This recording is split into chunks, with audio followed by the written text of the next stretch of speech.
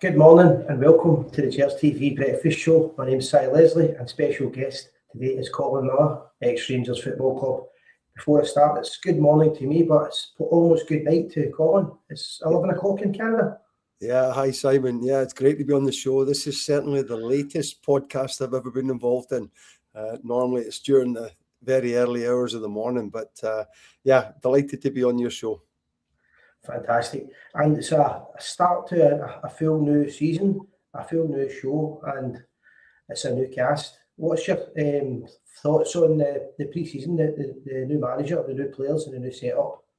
Well, first of all, congratulations to Derek McInnes. Delighted to see one of our own in the big chair, if you like, at Ibrox. I think it's a great choice by the board and the most obvious choice for me.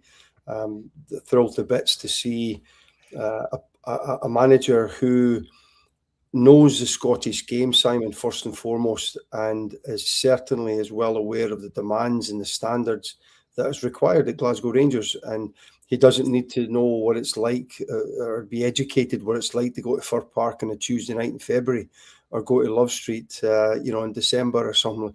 He knows all about that. And I think it's really, really beneficial that the Gers get off to a good start. And they have a Scottish manager who played for the club, lives and breathes the club by the sounds of it. You can hear it in his voice, his pride in being the Rangers manager. So thrilled to bits that Derek is in charge. Some of the signings that we've signed have been first class. Really delighted. I've always said, Simon, that we should be signing players to win us the Scottish Premier League, and I think in the manner that Derek is going about this is the right way, making us very, very hard to beat. You can see that in the two pre-season games. Certainly in the second game against West Ham. There was a stability about the team that it's something to build on. If your team is stable from goalkeeper through the back four and defensively, then you give yourself some good solid building blocks to continue for the rest of the season. And Rangers at this moment in time certainly look as if they've got that stability, that structure that Derek McInnes has been looking for. It's been a relatively short pre-season. Normally, a lot of managers would have 6 to 7 weeks pre-season training. So there haven't been a lot of recognised first team games for the lads, but Derek seems to be in a very good place, that the players are in a right good area and fitness shouldn't be a problem. Yeah. Now, you spoke about the fact that he's signing kind of Scottish Rangers type British players. Would you agree that this is probably the closest we'll get to a Walter Smith type manager, let's say? I think he's going to be set up in a very similar style to the man that he's been educated from. He's a mentor. Yeah, I totally agree. I think that's been lacking for some time. For me, there needs to be a Scottish identity with Rangers, and in the ideal world, it would be Rangers supporters coming through and playing for us. The fact that there are the Scottish-based lads here now, the Scottish contingent, know again about the league. They know about what the demands are from our supporters, and what is required to play for the club. We don't have the time to educate players and this is what it's like. This was like that. The spine of this Rangers team now has got a real good Scottish core through it, and lads that have even Cammy Devlin might not be Scottish, of course, but certainly knows the demands of the Premier League. Absolutely. Yeah, no, that's an interesting point. He's played about and changed formations. He's changed captains, and he's changed his staff. He's got new set piece coaches in. He's got a whole new start here.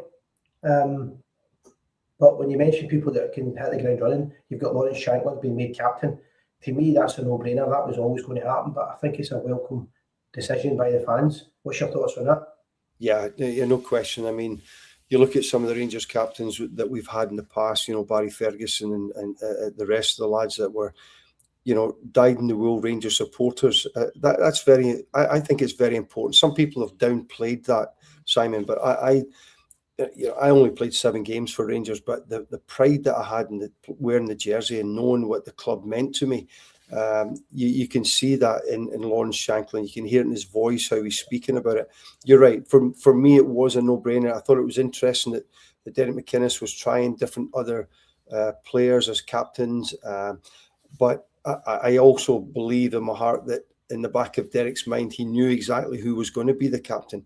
I think it's great that other lads have stepped up. They've experienced what it's like. Even I've experienced being the Rangers first team captain against Tottenham Hotspur in a friendly 100 years ago. It seems like that long ago now. But I think, again, going back to the Rangers identity of what we're about, Lawrence Shankland typifies that and understands what it's about.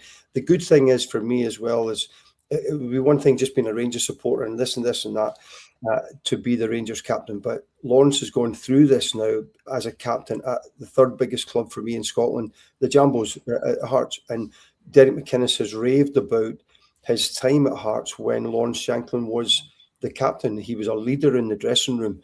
And I won't see him changing his mannerisms at Rangers. In fact, he maybe even get even more dominant as a Rangers captain, which we all want to see.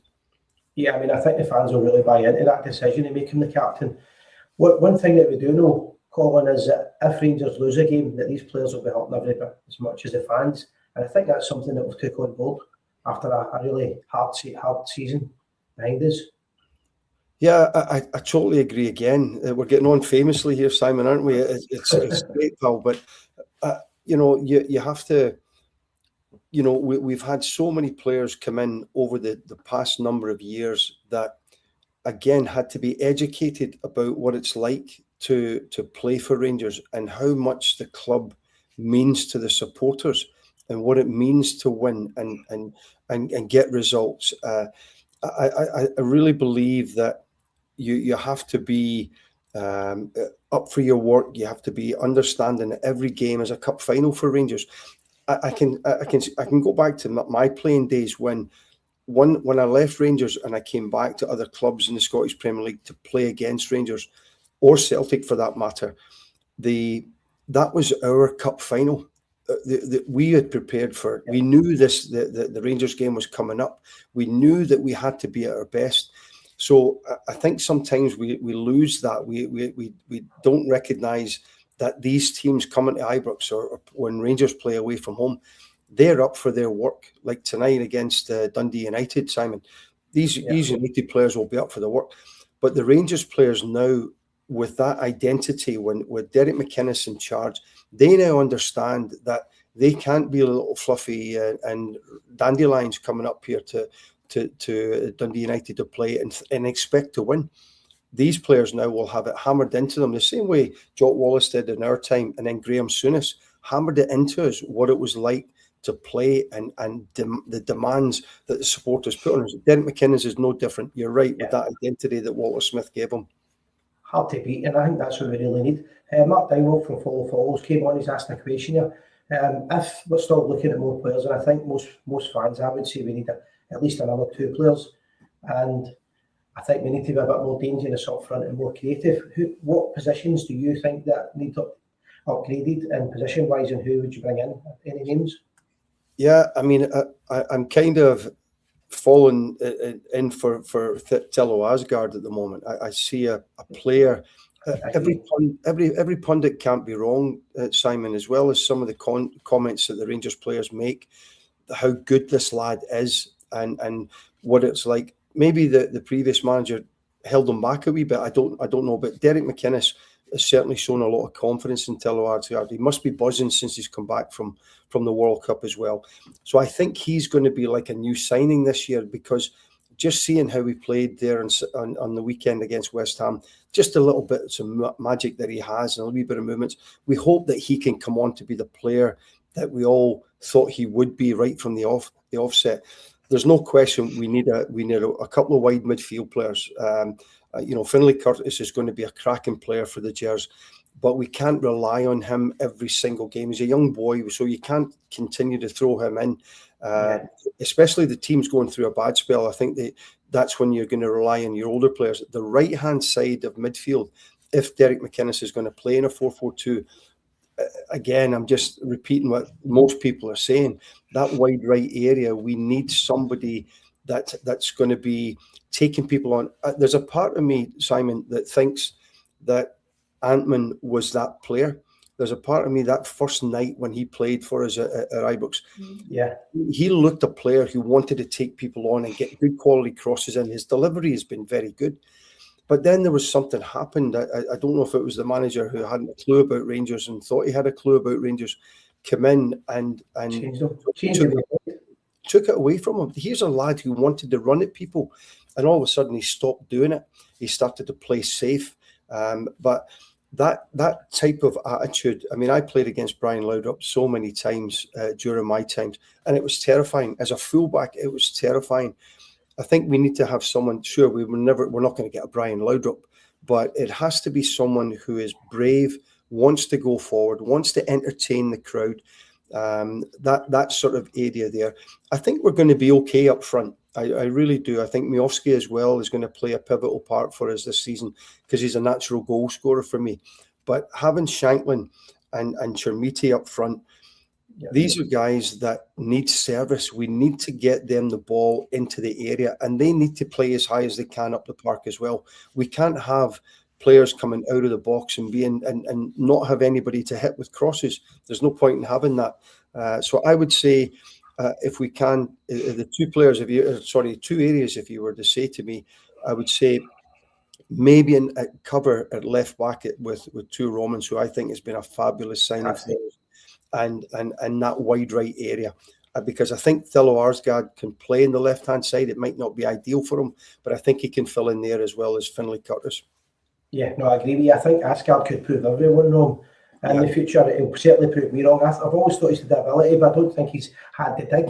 And Derek McInnes might just do what a lot of Smith would do, toughen him up and give him a bit of belief, and that could be the player that we're looking for. However, I do agree we need at least another winger.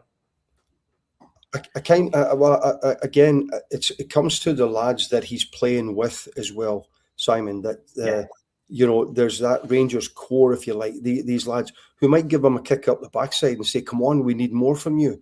Maybe that didn't happen last season. Maybe he was just playing and getting used to it and just playing through. But when you've got a Lawrence Shanklin giving you the belt now and again for not doing it, even Cammy Devlin to an extent, he's got that grit and determination that maybe we've been lacking. Well, not maybe, we have been lacking. He just looks like a wee pit bull who wants to get in amongst it all the time. And I think he's a tremendous signing for us. I think he'd be a real fan's favourite. Just when you mentioned that, Cammy Devlin's been a sensation since he's...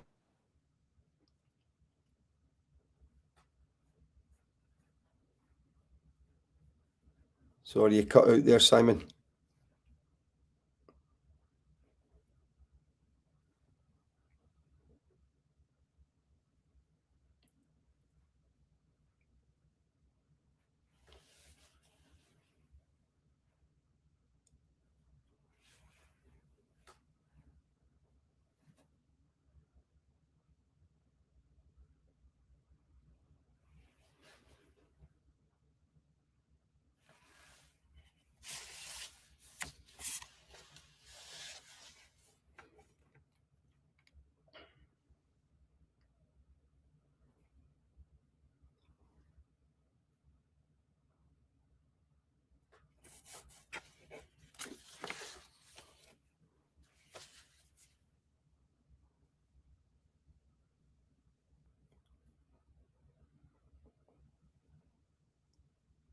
Hi, Simon.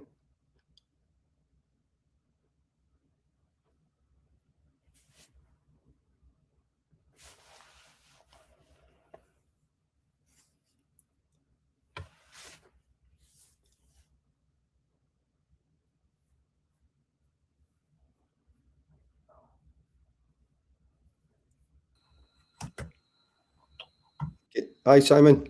Hello, back now. There we are.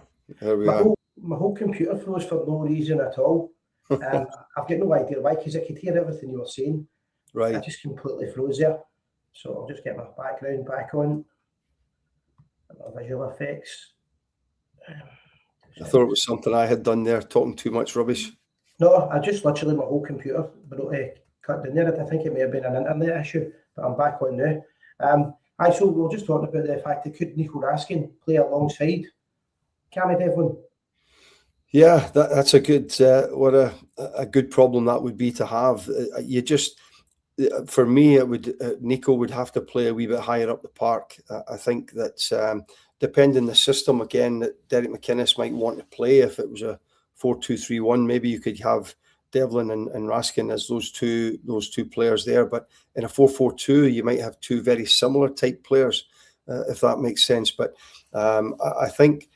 Nico Raskin, we're all big fans of Nico Raskin, and it certainly, I don't know how much longer he's going to be a Gers player, Simon, but if you could have Nico Raskin and Devlin in the same team, I think there wouldn't be many teams wanting to play against you, that's for sure.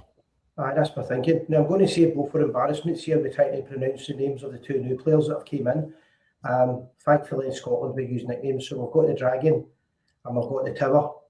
Both of them look to be real fighters, leaders, and maybe that extra bit of dig that this team really needs. Yeah, I mean, I'm delighted to see Vanja Dragovic get. I think I've slaughtered it as well there, Dragojevic. My apologies, but I'm just reading and hearing what everybody is saying. He sounds like he's a very good player. I mean, a great age as well, and Rangers have paid a bit of money for him, so they must see the potential. I mean, there's no question now that with Derek McInnes again knowing what is required here, I can't imagine there's not. Well, let me go back. There's no guarantees that any player you bring in is going to be a success. It doesn't matter what level of football. There's no guarantees that player is going to settle in. But I can only imagine now with, as I said before, McInnes being in charge, understanding what is required at Rangers, understanding what is required in the Scottish Premier League in terms of the intensity and the quality and the never say die attitude that's required. I can only say that these signings are going to be very consistently good players for Rangers.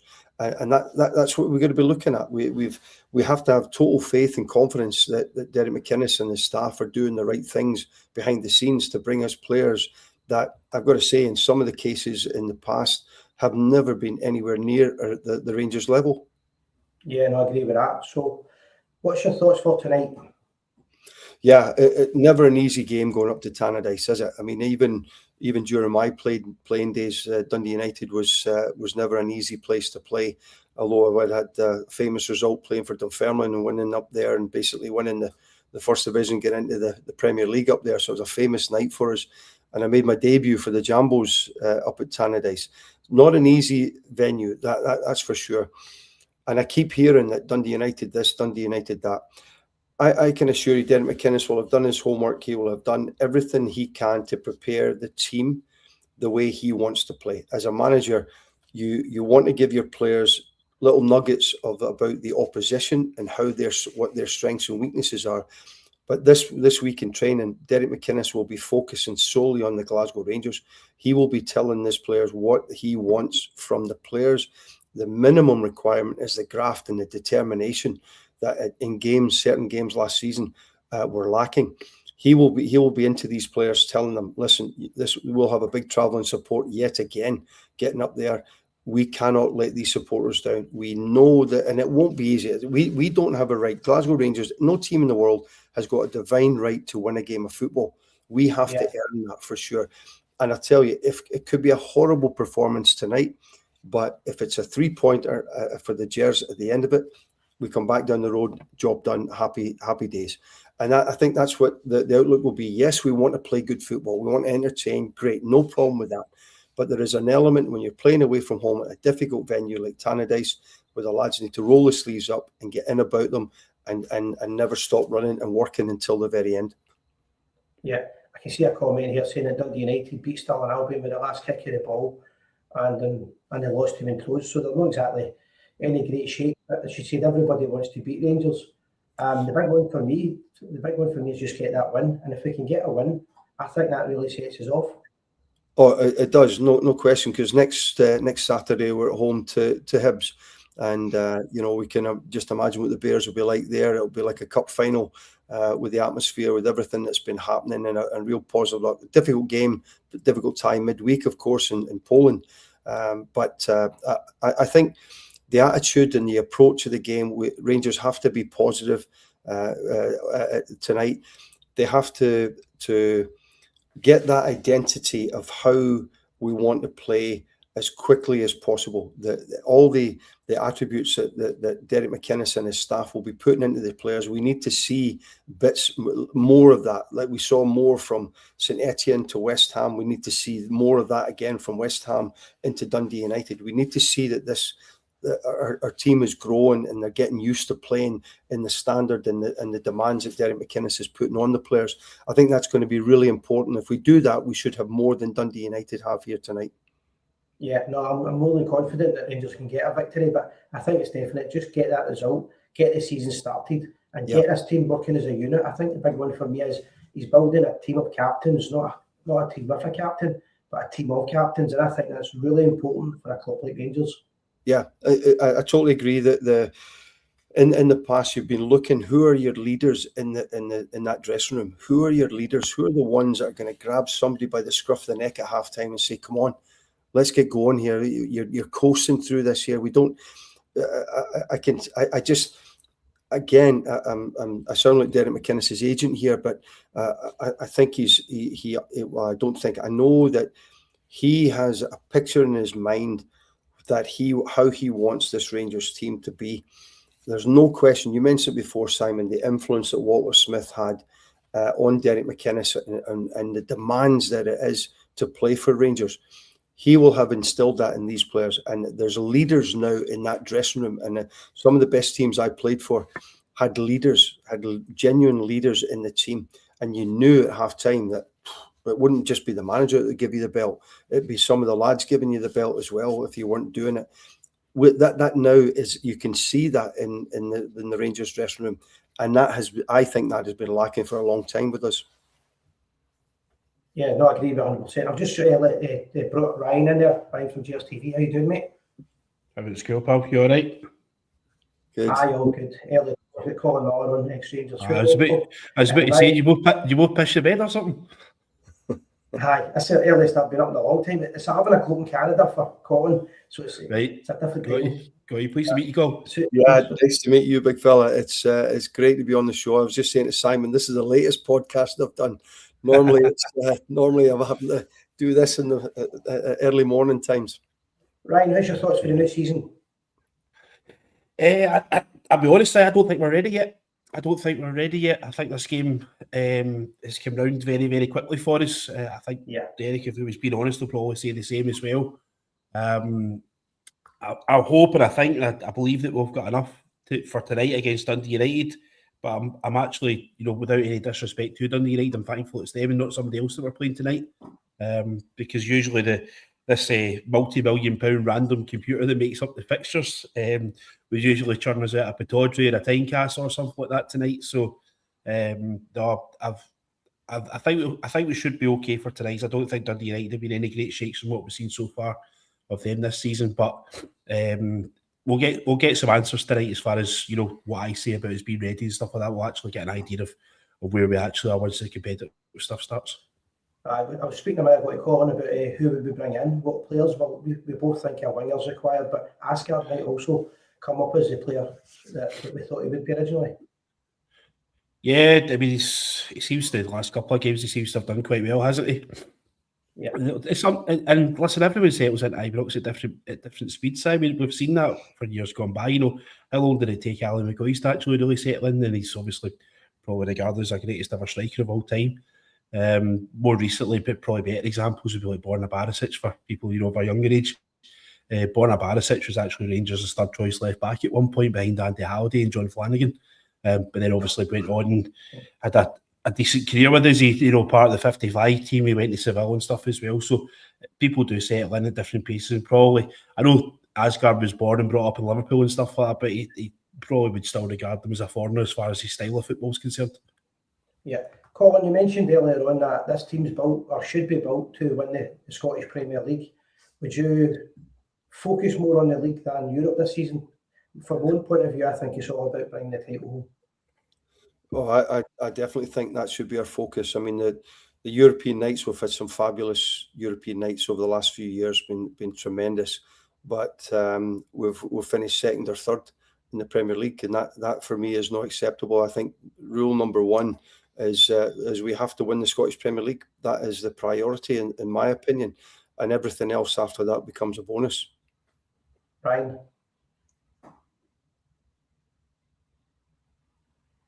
Oh, I think we've lost you.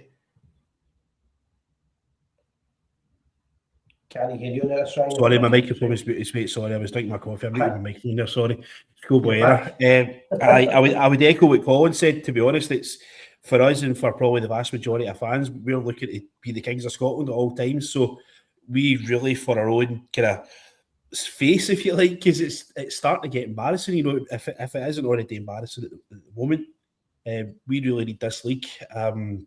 Unfortunately, the riches and the money and everything that comes with it, coefficient points and all these things that you need to think about. Europe is important, whether we like it or not as fans. But if you were to ask me to sacrifice something, definitely Europe would be it. Let's just get to whatever group stage or whatever league stage we're going to get to, and then just basically take it from there. But if we've got a big game on the Saturday or the Sunday when we're playing in these European competitions, I would be looking us to box clever on that. If we've got somebody who's carrying an knock or a niggle injury, let's make sure they're ready for the league games or ready for the European games. Yeah, and part of doing that is going to be we're going to have to keep some of the squad, but he's also got to get rid of some of the squad. A few players have left in the last few days. What's your thoughts on them? I think they had to go. Aye, I mean, there's nobody. I mean, see, to be perfectly honest with you, Si, for me, every single member of that squad's for sale, with the exception, obviously, with the guys that have just been brought in. But there's nobody that's in that actual building just now who was there last season that I wouldn't accept an offer for. And I include guys like Jermiti in there. Raska's obviously the big profile one. Gassama. But every single person that's in that from last season, for me, I would be willing to listen to any offers that are coming in for them if it makes sense, because they've let us down. You know, some more than others. John Souttar's obviously rumoured to make it out again. Anyone who has any kind of scar tissue from old Rangers league campaigns, who has I don't want to say they've got a loser's mentality, but they've got losing in the memory, I'm willing to listen to any offers for anything and rebuild and go and get a fresh face in. See, I think that the two Romans type of signing, that for me, I just think he's been at Rangers all his career. He looks genuinely like a top class left fullback. That for me is the caliber of player that Rangers have to be bringing in. That level of consistency, that quality, and I say that I do the colour commentating for the Vancouver Whitecaps on the radio out here in the MLS. And for many years, the Whitecaps were signing players that, for me, weren't at the level. Now, all of a sudden, the Whitecaps have brought Ryan Gauld in. They've got Thomas Muller in. They've got Andres Kubis, three top quality players. And now the crowd are expecting that standard of signing whenever the Whitecaps sign a player. And I think it's the same thing for Rangers. That the Roman signing for me, I think when I saw him, first of all, as a defender myself, I thought, that he's my type of player in that area. That level, that quality. If we can fill our teams with players with that attitude and that sort of quality throughout the side, Rangers will definitely win the Scottish Premier League. Yeah, and what would you say made that change? Is that because it's a better backroom staff and other players rather than the manager signing those players? Well, I think Derek McInnes knows what he wants. He's almost won the Scottish Premier League. He should have won the Scottish Premier League, in my opinion, last season. Yeah. And he's done that over a very short period of time. But he's obviously brought in players that he felt could win the Scottish Premier League and at the Jambos, and he will do the same here. He will do the same with Rangers. He'll know exactly what is required here. He doesn't have to, as I said earlier on, Simon, he doesn't have to learn about the Scottish Premier League. He doesn't have to. He knows the league. He knows the culture. He knows everything about Scottish football inside out. So he knows what he's looking for, and he knows the lads that he has to bring in for him to win the Scottish Premier League.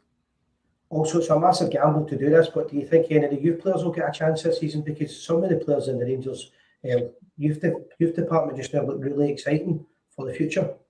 I'd love to see that. Selfishly, I'd love to see that. I don't think there's enough. I don't think there's enough throughout the game, to be honest with you. about giving young players a chance. I mean, when I go back to when I made my professional debut at 17 years of age with the Toronto Blizzard in the old North American Soccer League, at that time, guys, there had to be 3 North American players on the pitch at all times. Now, I'm not saying that there has to be 3 Scottish players on the pitch at all time, but maybe there needs to be at least 1 or 2 young lads I'm talking about. And because we need to give these young guys a chance. It's great them going out to do. I mean, Wraith Rovers and now St Mirren as well. Lads going out on loan, terrific. They have to play football. They have to playing against their own age group. That's not going to help them. At some point, they have to go and play against men who are going to rattle their cage a wee bit and make them understand the demands of Scottish football. Scottish football is different from a lot of countries. We have to bring these guys into these environments as early as we can to get them up to speed. Ryan, you've players in the team this season? I'd love to see it, Si, but let's be honest, we're not the greatest club in the world at developing our youth players. Let's be honest, we don't have a great track history of it. Finlay Curtis is obviously the one that we've got the highest hopes for at this moment in time. The last couple of games, I don't think he's been great, and maybe that's a nerves thing. Maybe it's just he's still settling in from his pre-season. He's obviously had a long summer, being away at the World Cup and stuff like that. So it would be good. I think it would actually be good for Finlay if we actually try to maybe take him out of the team for a few weeks. Start maybe introducing him from the bench and stuff like that. I guess I think actually starting him maybe just put a wee bit too much pressure, a bit more of a burden on him. As far as talking about what can we do to solve this, like I've always been a big fan of having huge benches. If you could fit 12 players on your bench, as a club we should be looking to try and do that. Scottish football should be trying to change the rules as much as they can. Obviously, there's this now cooperation loan thing that's come in that seems to be working okay so far.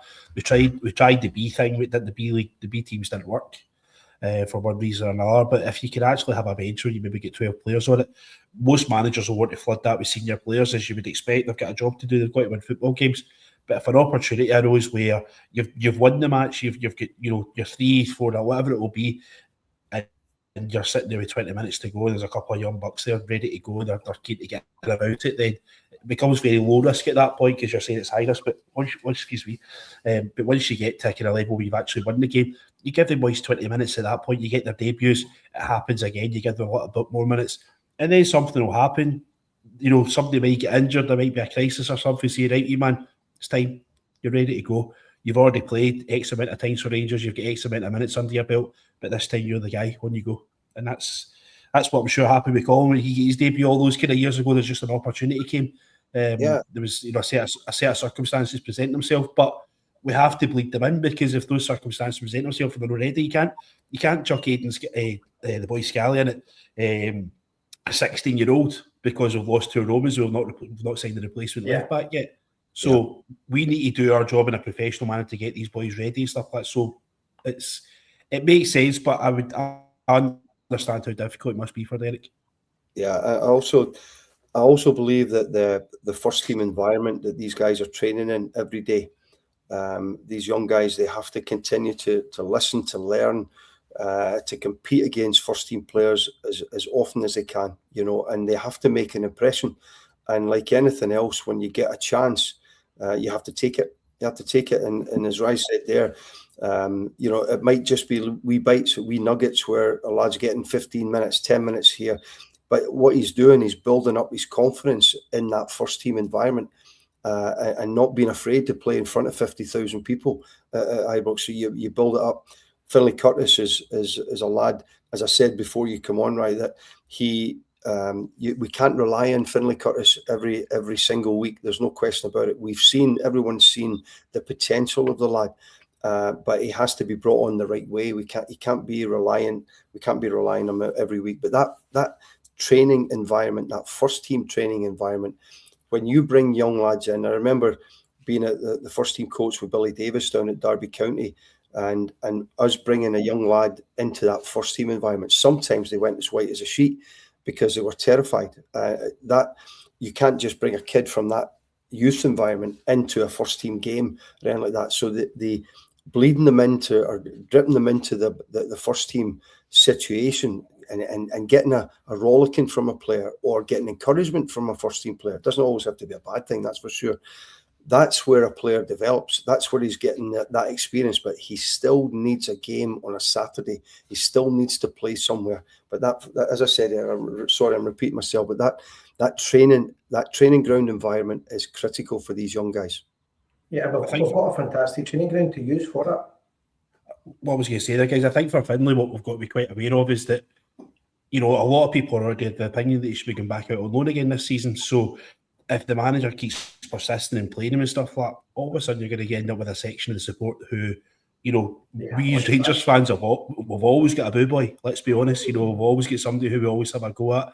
Charlie Adam, years gone by, we've always got somebody who we're willing to shout and ball at. And if the manager keeps persisting and playing, it's going to get to the stage where he will try and be creative, he will try and do his job and take people on and create opportunities for Shankland Jermaine. And if it doesn't work out, people start standing up and shouting at the boy, say, "What are you doing here? You should be away with Neil McCann on loan," and stuff like that. So we've got an obligation, and as the football club has an obligation to protect the kid. Because if something like that, he's just a young boy, he's a kid at the end of the day, and if 50,000 people are getting on his back, it could break the boy. So we've really got to be very careful with him. He's such an exceptional young talent. We really have to treat him with kid gloves. I think the experience of Derek McInnes, he will recognise that if someone's not playing well, even in training, someone's going through a bad spell, you pull that lad out of the environment, and you're right, to protect him is important. And then, he also has to learn that being at Rangers, you will make mistakes, you will cause a goal, you will miss a chance, you will do that, and you're going to get that stick.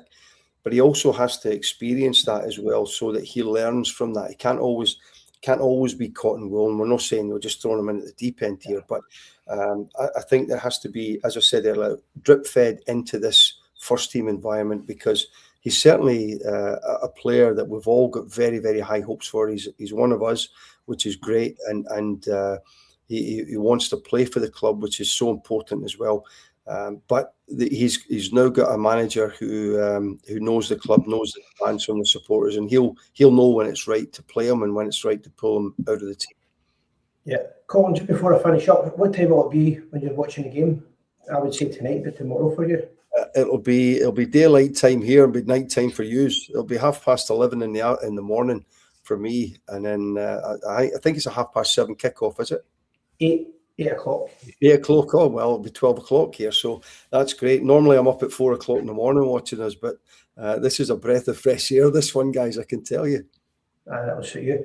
Let's get predictions going then. I think Rangers will win tonight, but I think it's going to be quite close. I think we're still bedding in, and I'm going to go I'll say 2-0 to Rangers, but something tells me it may be closer, a 1-0, but any win will do me.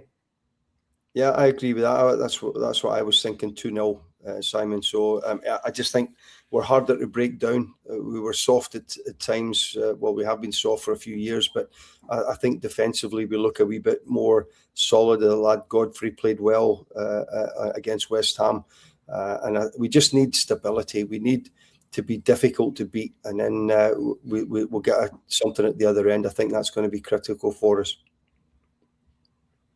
Ryan?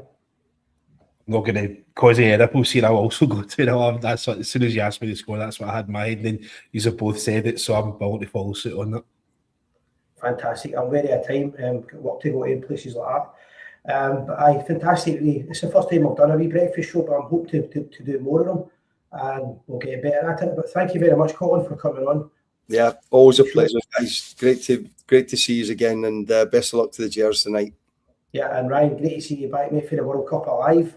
You'll never stop back. Yes, one piece, yes, and I've not had to attend any meetings or anything like that. Maybe back either, so I've done all right. Fantastic, guys. Well, if you can, if you're watching us, like, share and subscribe to the channel, and always remember, win, lose or draw, we are the people. All the best, guys. Thanks. Thank you.